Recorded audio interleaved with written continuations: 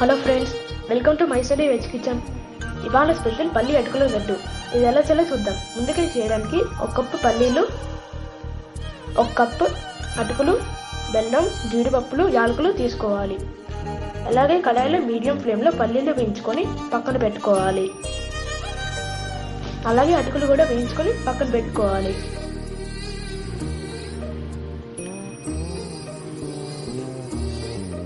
పల్లీలు చల్లారాక మిక్సీ జార్లో వేసుకొని బాగా పొడి చేసుకొని పక్కన పెట్టుకోవాలి.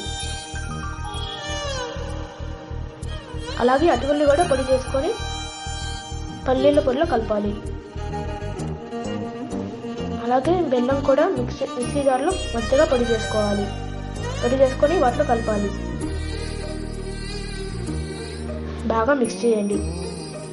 తర్వాత కడాయిలో ఒక స్పూన్ నెయ్యి వేసి, ఆ నెయ్యి కరిగాక డ్రై ఫ్రూట్స్ వేసి బాగా వేయించండి.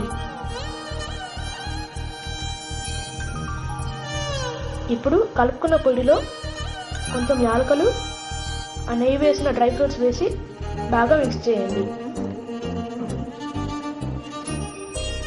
ఇది చల్లారాక లడ్డూలా చేయండి. అంటే టేస్టీ పల్లి అటుకుల లడ్డు రెడీ అవుతుంది. ఈ వీడియో మీకు నచ్చితే ఈ వీడియో లైక్ చేయండి, షేర్ చేయండి, ఛానల్కి సబ్స్క్రైబ్ చేయండి. Thanks for watching.